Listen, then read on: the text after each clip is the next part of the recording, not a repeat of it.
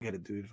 If people are podcasting and doing all this shit, and somebody gets mad for critiquing like Right. your music, your fight, your crocheting, whatever, that's their job. They're just doing it. Now if they'd be like, "Yo, I hate you. I wish you were dead. Your sweater sucks." That's different. Yeah.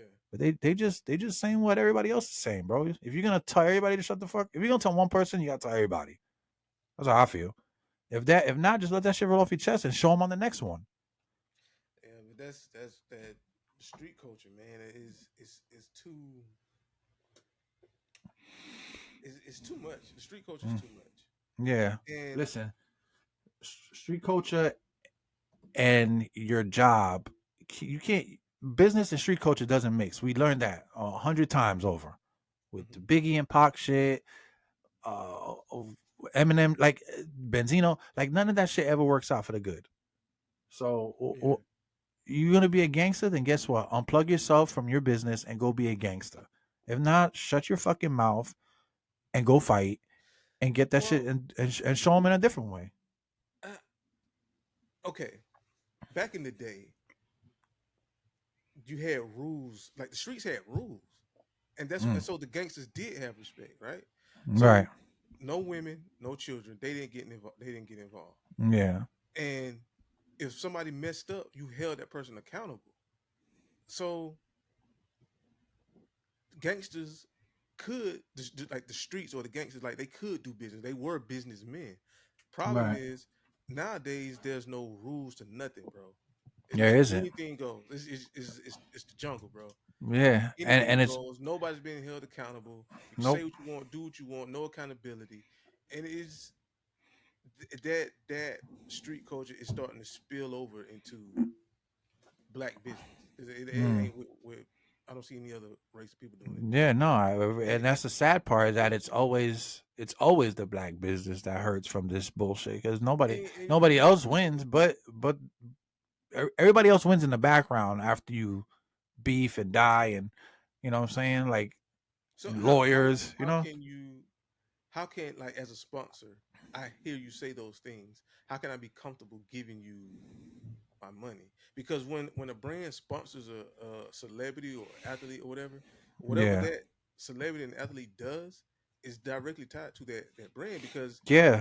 he does something. Now the brand looks like, okay, this is the type of people that you want to support and give your money to. So now the Hmm. brand has to has to make I it mean, fit. there's a code of ethnic in sometimes your contract, like you have to uphold Yeah, the brand, you know, the yeah, way it looks, the way yeah. it feels, the way. I mean, even when I got hired at my job, they told me if you put anything on social media and you have our uniform on and it's in negative taste, you can get fired. Hmm. You know what I'm saying? So they're like, if you wear that uniform outside of work, you have a responsibility to uphold our likeness. Comprende? Yeah, I got it. So I don't post anything about my job or my uniforms or anything because I want my shit to be me and free. I don't post where I work at anymore. I don't do none of that shit because I remember back in the day, I always had HR people coming up to me and like saying shit about my post or wondering what. So I would erase everybody from my thing and took off where I worked. I don't even put where I work no more. They have no ties with none of my social medias. You know what I mean? Hmm.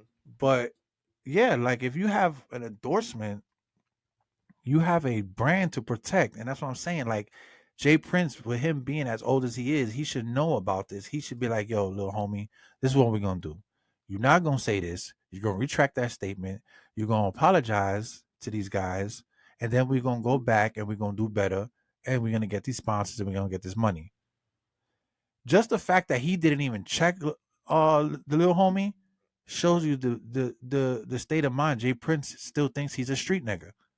Yeah, Like, which is terrible. which is terrible because I don't want to be 60 still thinking I'm a gangster. I'm 42 right now, birthday just passed, and I don't want to be a fucking tough guy. You know what I'm saying? Like, I want to be as chill and peaceful as possible. Me going around pretending I'm a tough guy, or I mean, or a gangster, it's not gonna do that for me. I'm from New York. I was born in the Bronx. I was raised in Queens. I could pretend to be gangster all day. I come from those backgrounds, but I don't want to do that. Hmm. I mean, I didn't like living that lifestyle when I was in it. Why do I want to portray that? Why do I want to show my kids how to be ignorant and do that? Like, you know what I'm saying? Like, you're a OG, you're the big homie. Tell the young nigga, be like, yo, we're not gonna do that. You don't want that kind of smoke. You know what I'm saying? Regardless if it's Camel Mace or anybody else, you're a professional boxer. Why risk endorsements because you said some dumb shit? Because you know they'll pull that shit up 5 years from later, 5 years from now, talk about like, yeah, he threatened Cam and Mace, talk about strap up and he's gonna get a gun and kill him. Hmm. We can't endorse that. You know, it could be a Pepsi, it could be a Coca-Cola brand. Like they're not gonna endorse you when you acting like that. Right. You know, so like, why would you even let him do that? And that's the disappointing thing from There's me no looking at discipline, this. bro. There's no Like, discipline. I think you'll be, more foresight than what Mm, he had with the situation. So, but no, I guess yeah, he players did. mess up too. Well, Jay Prince needs to discipline. If that's the kind of thing he's gonna be doing, where he's gonna help young niggas get in and out and into the games and whatever, discipline them, put them on the game. Like, yo, we're gonna stay away from this kind of heat. You know, don't say, like, come on, bro. If you can't want to be famous and get up into these things and then still be street. That's why I liked about Kendrick, bro. Throughout the whole beef, not one time he said anything about being gangster or anything like that. He didn't mention no blood niggas. He didn't mention that he was gonna get gang on it. He kept it all the way grown up. Like not one Yeah. time. You know how Drake was trying to like I know real niggas have a set, my nigga YG, and that was all trying to like get people to come to his side. Like, yeah, I bang a set. YG, like YG was even like, yo, shut your dumb ass up. Like that's what I'm saying. Like, you need to know how to approach certain things when you get to a certain age. That's it. That's all I'm gonna say about that. Yeah, I agree. Got to grow up, man. Got to Yeah, you mature. gotta grow up, man. You can't Yeah. sit here and be wanting to fight and gang all the time. Like, look how dumb you look at 60 or 50 or 40 or be like gang. Like, look, listen, that's fine. If you in a gang, that's fine. But like, be the OG. Like, try to train yourself to not being so fucking ignorant all the time, dog. Yeah. Well, that's a perfect segue into our next topic. And what would that be? Adam 22 in the interview he done with Pop Smoke's what was it, alleged killer? Oh God, bro. Listen, I don't want to spend too much time on this because this shit absolutely pisses me off. But I think Adam 22, and I've said this before, and I'm gonna say it again. I think Adam 22 and Vlad TV, I think they're culture vultures and cocksuckers at the same time. Um, and I stand by that shit. I don't care if this shit ever pops off or not. I will never do interviews with them. I will never. They just they put the bad taste in podcasting. You know what I'm saying? Like Adam 22. If he ever sees this, I don't know, probably not. But if he ever sees this, I just want him to know one thing: you're a piece of shit for having this guy up there and talking about how he doesn't regret anything he did.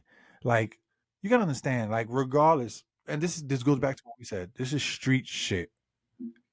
We need Hmm. to stop acting like street shit is like a movie or a puppy that you play with. For This is real street shit. Like, That's real life, man. if somebody's watching that, and let's say it's Pop Smoke's brother, which he had a brother. Let's say his brother sees this shit, and for some reason he fucking is tweaking, and some of his homies see this shit, and they go and find a nigga, and they pop his top, and they shoot Adam 22 up. Like, that's how messy it can get. Hmm. Like, they think because they got money and they're out in LA and they got security that they can't get touched, bro. Like No, you get Trump, touched. Trump got shot in the ear, almost his head blown off. He's the president of the United motherfucking States, and he got touched. Okay, I mean, yeah, Secret Service was all probably LGB, but he got touched. This, needless to say, bro, you can get touched, bro. Like, you are not untouchable. And that's what a lot of these money making podcasters think, that because they got security and big warehouses that they cannot be touched. Yo, you will be somewhere least expected on a trip with your family and you get smoked in a theme park. Like, that's how real it is. And for him having that guy up there, it's so distasteful, my nigga. Yeah. Like, imagine you, just picture you having a dead homie or a family member, and the niggas getting interviewed on a podcast talking about he don't regret nothing. If I was watching that, I would, if I was watching that and I was a street nigga, or if I was like, yo, how did, like, I don't even know how he got out, but I would be really upset and bothered by that, Oh yeah. to the point where I would probably want to be vengeful and do something to Adam 22 or even to that kid. Oh yeah. I mean,